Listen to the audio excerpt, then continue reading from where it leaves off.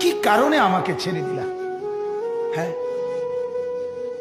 রাত 12টা বাজে তুমি ঘুমায় গেলা, মা ঘুমায় গেল, বাপ ঘুমায় গেল, বিবিও ঘুমায় গেছে, পাড়া পড়শি ঘুমায় গেছে। আল্লাহ বলেন আমি তো ঘুমাই নাই বান্দা, আমিও তো ঘুমাই নাই। সারাদিনে আমিও তো জগৎটা পরিচালনা করছি, তবুও তো আমার কোনো ক্লান্তি নাই। আমি তো ঘুমাই নাই। কেন ঘুমাই নাই জানো বান্দা? রাতের 2টা বাজে যদি তোমার পেশাব করতে হয়, রাতের 3টা বাজে যদি তোমার দরজা খুলতে হয়, তখন যদি তোমাকে উঠতে হয়, আর আমি যদি ঘুমায় যাই বান্দা, তোমারে চোখ মেলে দিবে কি?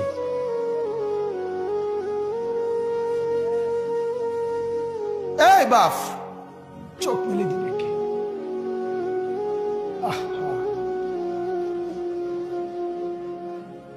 আল্লাহ আমাদেরকে মাফ করে।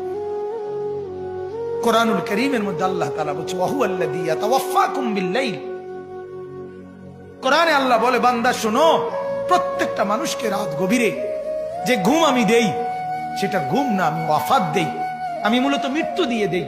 আবার আমি দয়া করে একটা নির্দিষ্ট সময় পরে চূড়ান্ত মৃত্যু দেব বলে আমি আবার সেই হায়াত সকালবেলা যখন জাগতে শুরু হয় তখন আমি ফিরাই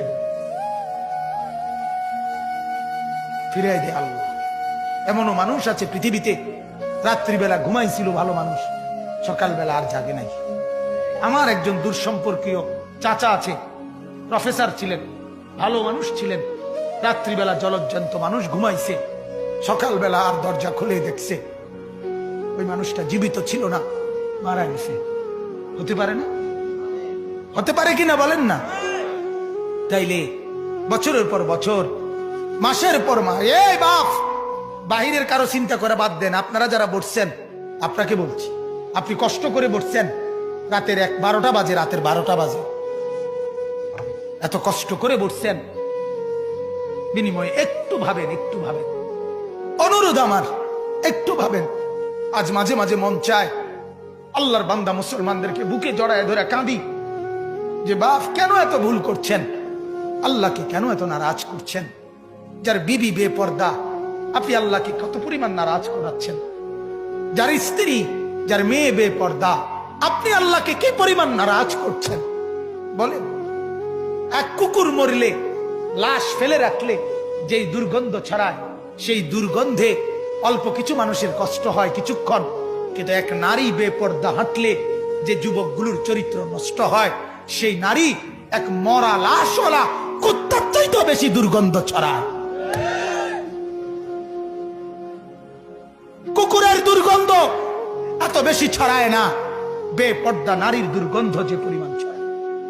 সে তো শত শত যুবক তার চরিত্র শেষ করে দিছে। এই সিনেমার নায়িকা নর্তকীরা উলঙ্গ আর ছবি, আর বিবস্ত্র ছবি আর নাচ গানের এই ফুর্তি দেখিয়ে এরা হাজারো যুবকের চরিত্র গঠন করে না নষ্ট করে? কথা বলেন না কেন? এজন্য আমার শায়েখ আল্লামা মুফতি মুশতাকুর নবী সাহেব বলে, হাজারো মানুষের জীবন নষ্ট করে যে, এজন্য তার জীবনে কখনো সুখ ধরা দেয় না। এজন্য এই পৃথিবীর জরিফ এটা, আপনি জরিফ চালায়া দেখেন, যত সিনেমার নায়ক নায়িকা, এদের জীবনের মতো দুঃখী জীবন, ব্যক্তি জীবনের মতো কষ্টের জীবন আর কারো নাই। আপনি খবর লাগান, আপনি খবর লাগান, এদের মতো লাঞ্ছনা। কারণ হাজারো যুবককে নষ্ট করছে এই হাসি দিয়া, অথচ এই হাসি তার মূলত আসল হাসি না। এই হাসি যদি ল্যাবে অথবা ডায়াগনস্টিক সেন্টারে পরীক্ষা করায়, প্রত্যেকটা হাসির মধ্যে ফরমালিন পাওয়া যাবে।